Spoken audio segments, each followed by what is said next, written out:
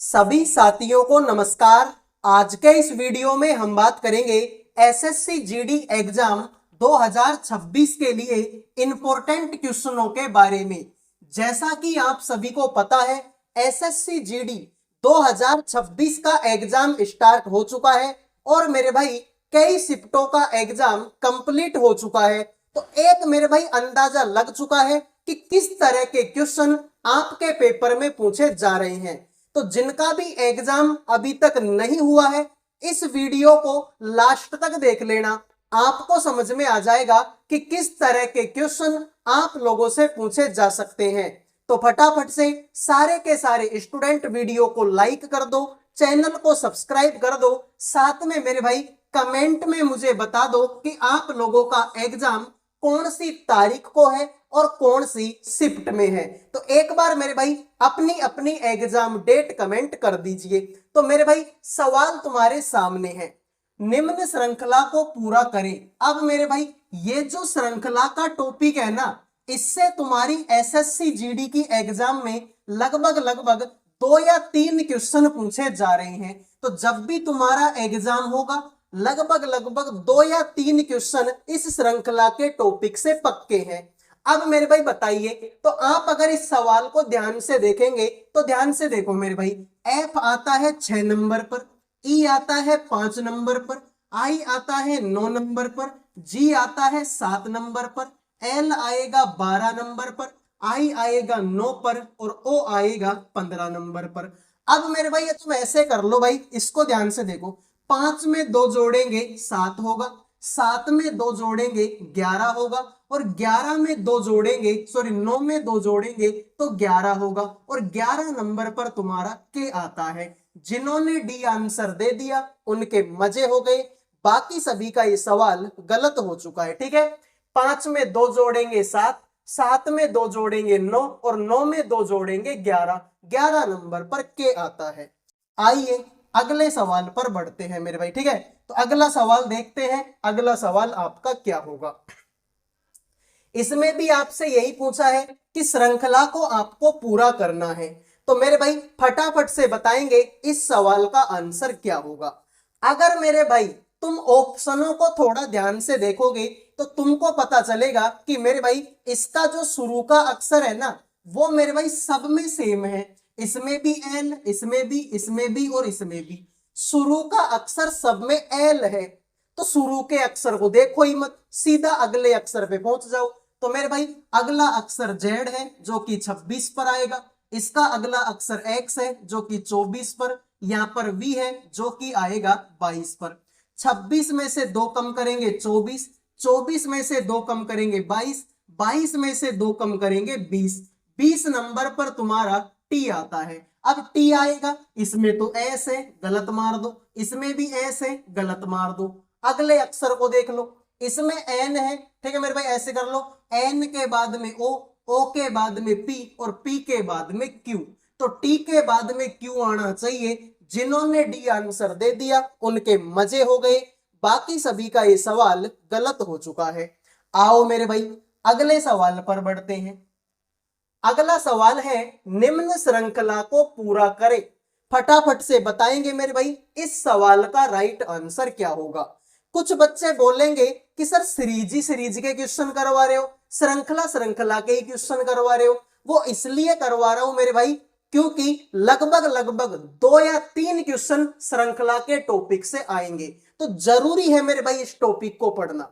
आगे और भी तरीके के सवाल करवाऊंगा, एक बार हम श्रृंखला के कर लेते हैं। तो मेरे भाई सवाल को ध्यान से देखेंगे तो हमको एक सीरीज यहां पर नजर आ रही है कि यहां पर मेरे भाई जैसे कि 2 है, तो 2 को अगर मैं 3 से गुणा कर दूं आंसर आएगा 6, और 6 में से अगर 2 घटा दूं आंसर 4 आएगा जो कि यहां पर है। फिर उसी तरीके से 4 को 3 से गुणा करेंगे 12, और 12 में से 2 घटाएंगे आंसर आएगा 10 जो कि यहां पर है। उसी तरीके से मेरे भाई 10 को 3 से गुणा करेंगे आंसर आएगा 30, 30 में से 2 घटाएंगे आंसर आएगा 28 जो कि यहां पर है। उसी तरीके से मेरे भाई 28 गुणा में क्या करेंगे, 28 गुणा में 3 करेंगे, 28 दूना 56, 28 दिया 84 और 84 में से 2 कम करेंगे आंसर आएगा 82, जो कि मेरे भाई यहां पर है। तो जिन्होंने बी आंसर दे दिया उनके मजे हो गए, बाकी सभी का ये सवाल गलत हो चुका है। उम्मीद करूंगा मेरे भाई ये सवाल भी आपको समझ में आ गया होगा। ठीक है, तो लॉजिक है गुणा 3 माइनस का 2। ठीक है, तो ध्यान से देखो मेरे भाई, वीडियो में आगे बढ़ने से पहले जो भी स्टूडेंट एसएससी जीडी एग्जाम 2026 की तैयारी कर रहे हैं, जिनका भी एग्जाम अभी तक नहीं हुआ, आने वाले दिनों में जिन भी बच्चों का एग्जाम है, उन सब के लिए करंट अफेयर का, जीके का, रीजनिंग का और मेरे भाई मैथ का, इन चारों सब्जेक्टों का पीडीएफ तैयार कर दिया केवल 100 रुपए में। 100 रुपए में इन चारों सब्जेक्टों के इंपोर्टेंट आपको क्वेश्चन मिलेंगे, साथ में उन क्वेश्चनों का डिटेल में सॉल्यूशन आपको इसी पीडीएफ के अंदर मिलेगा। यानी कि क्वेश्चन भी मिलेंगे, फिर उसका डिटेल में आंसर भी मिलेगा। सारे के सारे क्वेश्चन उसी पैटर्न पर आधारित है जिस पैटर्न से तुम्हारी एग्जाम में क्वेश्चन पूछे जाते हैं। तो अगर कोई बच्चा ध्यान से मन लगा के इस पीडीएफ को पढ़ लेता है तो उसका सिलेक्शन पक्का है, एसएससी जीडी में उसकी नौकरी पक्की है। तो जिस भी बच्चे को ये पीडीएफ चाहिए, इस नंबर पे व्हाट्सएप मैसेज करके केवल और केवल 100 रुपए में चारों सब्जेक्टों का पीडीएफ ले सकते हो। आप ही की भलाई के लिए बोल रहा हूं मेरे भाई, ये लास्ट टाइम है। लास्ट टाइम पर तुम किताबें नहीं पढ़ सकते, लास्ट टाइम पर यूट्यूब के सारे वीडियो नहीं देख सकते मेरे भाई, लास्ट टाइम पर आप पीडीएफ से अच्छा रिवीजन कर सकते हैं। और मेरे भाई इस पीडीएफ के अंदर आपको बेस्ट से भी बेस्ट लेवल के सवाल मिलेंगे और हूबहू ऐसे ही क्वेश्चन तुम्हारे पेपर में पूछे जाएंगे। 100 रुपए कोई बहुत बड़ी बात नहीं है। 100 रुपए के पीडीएफ से लास्ट टाइम में पढ़ के अगर 20 या 30 क्वेश्चन भी तुम्हारे पेपर में मैच हो गए तो तुम्हारी तो बल्ले बल्ले है। तो जिनको चाहिए नंबर तुम्हारे सामने है, व्हाट्सएप पे मैसेज कर देना, 100 रुपए में चारों सब्जेक्टों का पीडीएफ आपको मिल जाएगा। अब लो मेरे भाई, इस तरीके के सवाल भी एग्जाम में काफी ज्यादा पूछे जाते हैं और ब्लड रिलेशन एसएससी जीडी का फेवरेट है। अभी जब हमारा इसका एग्जाम हुआ था, ठीक है, ये 27 मार्च अप्रैल का जो एग्जाम आपका एसएससी जीडी का हुआ है, उसमें मेरे भाई ब्लड रिलेशन के इस तरीके के सवाल पूछे गए हैं और आगे भी पूछे जाएंगे। तो ध्यान से देखो मेरे भाई सवाल को, यहां पर मेरे भाई बताना है कि एन का एफ से किस प्रकार संबंधित है। तो मेरे भाई एन कहां पर है, सर ये रहा एन, तो इससे पहले वाले को हटा दो, कोई मतलब ही नहीं है भाई, हमें तो स्टार्ट ही एन से करना है। ठीक है, तो यहां पर एट द रेट है, एट द रेट का मतलब क्या है कि सर पुत्री लगती है, तो इसकी पुत्री लगेगी ये एन, तो जो एन है वो तो सर पुत्री लगेगी मेरे भाई किसकी, सर एच की पुत्री लगेगी।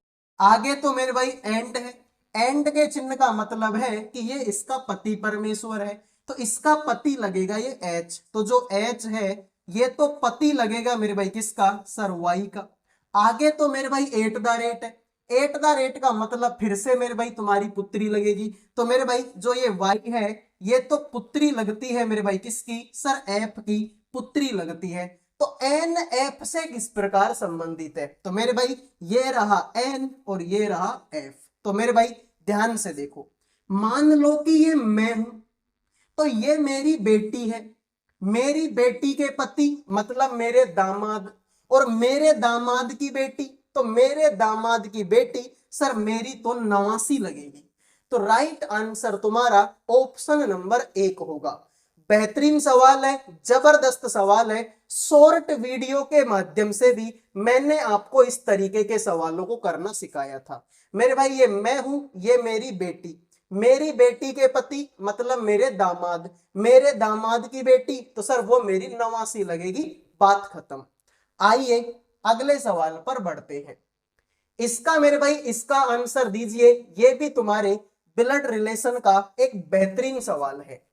यहां पर बोला है कि 5 सदस्य मेरे भाई तुम्हारे सामने हैं, इन 5 सदस्यों में हुआ क्या कि पी जो है क्यू की बहन है, तो सर ये जो पी है ना, पी ये बहन लगती है मेरे भाई किसकी, सर ये तो मेरे भाई क्यू की बहन लगती है।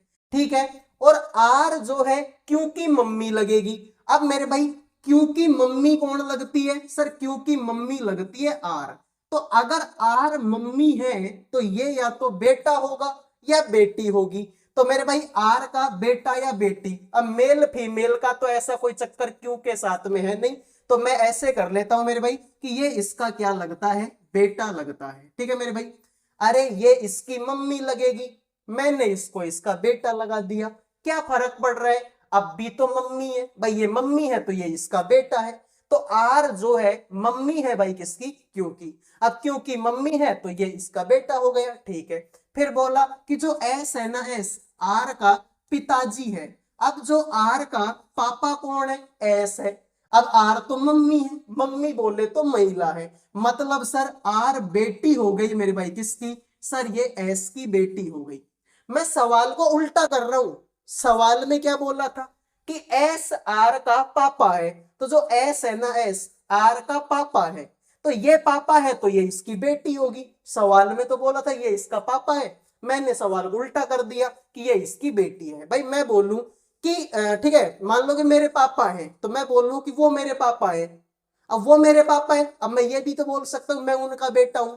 अगर मैं उनका बेटा हूं तो वो मेरे पापा है, सीधी सी बात है। भाई मैं ये बोलूं कि वो मेरे पापा है, अब वो मेरे पापा है, चाहे तो मैं ये बोल सकता हूं या मैं ये भी बोल सकता हूं कि मैं उनका बेटा हूं, अब भी तो मेरे पापा ही है। भाई तुम मेरे स्टूडेंट हो, मैं या तो ये बोल दूं या फिर ये बोल दूं मैं तुम्हारा गुरु हूं, तो मैं तुम्हारा गुरु मतलब तुम ऑटोमेटिकली स्टूडेंट हो गए। तो सेम हाल यहाँ पर है। फिर बोला कि जो टी है ना, टी वो एस की मम्मी है, जो टी है वो मम्मी है मेरे भाई किसकी? एस की। तो एस की मम्मी कौन है मेरे भाई? एस की मम्मी हमारे पास में मेरे भाई कौन है? वो टी है। तो बोला है कि पी एस से कैसे संबंधित है? तो मेरे भाई मान लो कि ये मैं हूं, ये मेरी बेटी है, मेरी बेटी का बेटा और उसकी बहन। तो मेरी बेटी का बेटा मेरा क्या लगेगा? नातिन लगेगा, और ये उसकी बहन है, इसका मतलब ये तो नातिन लगेगी। लड़की है ना इसलिए नातिन लगेगी। भाई ये मैं हूं, ये मेरी बेटी का बेटा और उसकी बहन। तो मेरी बेटी का बेटा बोल दो या उसकी बहन बोल दो, वो मेरी क्या लगेगी? नातिन लगेगी। आइए अगले सवाल पर बढ़ते हैं। तुमसे बोला एक महिला के चित्र की ओर इशारा करते हुए कनिका ने कहा उसकी बहू मेरे बेटे के दादा के इकलौते बेटे की पत्नी है। तो चित्र में महिला कनिका से कैसे संबंधित है? मेरे भाई जबरदस्त सवाल है, बेहतरीन लेवल का सवाल है। इस तरीके के सवाल एसएससी जीडी के पेपर में पूछे जा रहे हैं। बाद में मत बोलना कि सर आपने पढ़ाया नहीं। तुमसे बोला एक महिला के चित्र की ओर इशारा करते हुए कनिका ने कहा कि उनकी बहू। ठीक है मेरे भाई, यानी कि मान लो यहां पर कनिका खड़ी हुई है। अब ये कनिका मेरे भाई एक महिला का चित्र यहां पर लगा हुआ है, यहां पर एक महिला का चित्र लगा हुआ है। तो कनिका इस महिला से बोल रही है कि उसकी बहू मेरे बेटे के दादा। ठीक है, कनिका का कोई बेटा है, कनिका का कोई बेटा है, इस बेटे का कोई दादा है, इस बेटे का कोई दादा है, मेरे बेटे के दादा के इकलौते बेटे की पत्नी। अब मेरे भाई इस बेटे का दादा इकलौता, दादा का बेटे, दादा का इकलौता पुत्र, मतलब मेरे भाई इसका तो पापा लगेगा, इसका पापा लगेगा। इस ठीक है बेटे की पत्नी है, तो ये जो है ना मेरे भाई ये इसकी पत्नी लगती है, ये इसकी क्या लगती है? पत्नी लगती है। तो समझ में आ गया मेरे भाई कि इन दोनों के बीच में सास बहू का संबंध है। ठीक है मेरे भाई, ये मान लो कि मैं हूं, मैं बोलूं कि मेरा बेटा, अब मेरे बेटे का दादा, अब मेरे बेटे का दादा मतलब मेरा ससुर लगेगा, और मेरे ससुर का इकलौता बेटा मतलब मेरा पति लगेगा, और मेरे भाई ये उसकी क्या लगती है? पत्नी लगती है। ठीक है मेरे भाई, ये सॉरी मेरा, ठीक है ये दादा है ना, दादा, तो ये मेरा ससुर का बाप लगेगा। ठीक है मेरे भाई, तो ये अगर ससुर का बाप है तो ये मेरा ससुर लगेगा। अब ये मेरा ससुर है तो ये इसकी क्या लगती है? पत्नी लगती है। तो ये पत्नी मेरे भाई, मेरे ससुर की पत्नी सर मेरी सास लगेगी, बात खत्म। तो जिन्होंने बी आंसर दे दिया उनके मजे हैं, बाकी सभी का सवाल गलत हो चुका है। दी गई आकृति में त्रिभुज की संख्या ज्ञात कीजिए। तुम्हारे सामने ये लंबा पूरा डायग्राम दिया हुआ है। इसमें आपसे पूछा है कि बताओ मेरे भाई टोटल त्रिभुज कितने हैं। अब जब भी इस तरीके का सवाल तुम्हारी एग्जाम में आए, तुमको मेहनत नहीं करनी मेरे भाई। देखो कितने हैं, 1 2 3 4 5 है ना, तो 5 लिख लो। 1 2 3 4 5, 5 है, ठीक है। ये 1 है, 1 को 1 लिख लो। 1 और 2 कितना होता है, 3 होता है। 3 और 3 कितना होता है, 6 होता है। 6 और 4 कितना होता है, 10 होता है। 10 और 5 कितना होता है, 15 होता है। इन सबको जोड़ लो। 15 और 10 का कितना होता है, 25। 25 और 6 कितना मेरे भाई, 31। 31 और 3 कितना सर, ये 34। और 1 कितना हो गया, 35। तो इन सबको जोड़ेंगे तो कितना हो जाएगा मेरे भाई, 35 हो जाएगा। अब क्या करना है, एक छोड़ के एक ले लो। इसको हटा दो, इसको ले लो, इसको हटा दो, इसको ले लो, इसको हटा दो। तो मेरे भाई 10 और 3 कितना हो गया, 13। तो 35 में 13 जोड़ेंगे, आंसर तुम्हारा 48 हो जाएगा। बात खत्म। तो डी आंसर देने वालों के मजे हो गए भाई। इस तरीके से मैंने काउंट किए तो कितने थे, ये 5 थे। तो मैंने क्या किया, 5 तक की गिनती लिख ली। अब ये 1 है तो 1 लिख दिया। 1 और 2 जोड़ेंगे तो 3, 3 और 3 जोड़ेंगे तो 6, 6 और 4 जोड़ेंगे 10, 10 और 5 जोड़ेंगे 15। इन सबको अगर मैं जोड़ूंगा, 15 और 10 25 से 31 और 4 कितना 35। इन सबको जोड़े 35। एक को छोड़ दे, एक को हटा दो, एक को ले लो, एक को हटा दो, एक को ले लो, एक को हटा दो। तो 10 और 3 कितना होता है, 13। 35 और 13 कितना होगा, 48 होगा। उम्मीद करूंगा समझ में आ गया होगा। अगला सवाल देखो मेरे भाई, इसमें आपको बताने हैं कि टोटल त्रिभुज कितने हैं। ठीक है भाई, इसमें भी आपको यही बताने हैं कि नंबर ऑफ ट्राइंगल कितने हैं। इसमें भी आपको यही बताने हैं कि टोटल त्रिभुज आपके कितने हैं। अब अगर मेरे भाई तुम इसको ट्रिक से करोगे तो तुमको पता है कि जब भी इस तरीके का कोई डायग्राम आता है, इसमें 8 त्रिभुज होते हैं। कितने होते हैं, 8 होते हैं। तो मेरे भाई 8 एकम 8, 8 दूनी 16, 8 तिया 24 और 8 चौके 32। 32 त्रिभुज हो गए, ठीक है। अब 32 के बाद में देखो मेरे भाई, ऐसे अगर मैं करूंगा तो एक ये बनेगा तुम्हारा 33, एक ये बनेगा तुम्हारा 34, एक ये बनेगा तुम्हारा 35 और एक ये बनेगा तुम्हारा 36। 36 हो गए। उसी तरीके से मेरे भाई अगर तुम इसको थोड़ा सा और अगर थोड़ा सा ध्यान से देखोगे तो तुमको पता चलेगा कि सर ये पूरा का पूरा ये ऐसा ही तो है, ये ऐसा ही तो है मेरे भाई।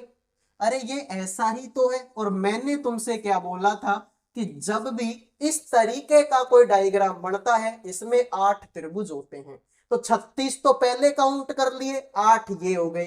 तो मेरे दोस्त 36 प्लस में 8 कितना होता है, 44 होता है। तो जिन्होंने 44 आंसर दे दिया उनके मजे हैं, बाकी सभी का ये सवाल गलत हो चुका है। तो बेहतरीन लेवल के क्वेश्चन थे, सारे के सारे मैंने आपको करवा दिए हैं। उम्मीद करूंगा क्लास आपको पसंद आई होगी। वो जो 100 रुपए का पीडीएफ मैंने तुमको बताया था, उसको आप परचेज कर लेना मेरे भाई, व्हाट्सएप पे मैसेज करके। बेहतरीन लेवल का पीडीएफ है, काफी सारे क्वेश्चन आपको उस पीडीएफ से एग्जाम में देखने को मिलेंगे। अगले वीडियो मिलते हैं। जय हिंद, जय भारत।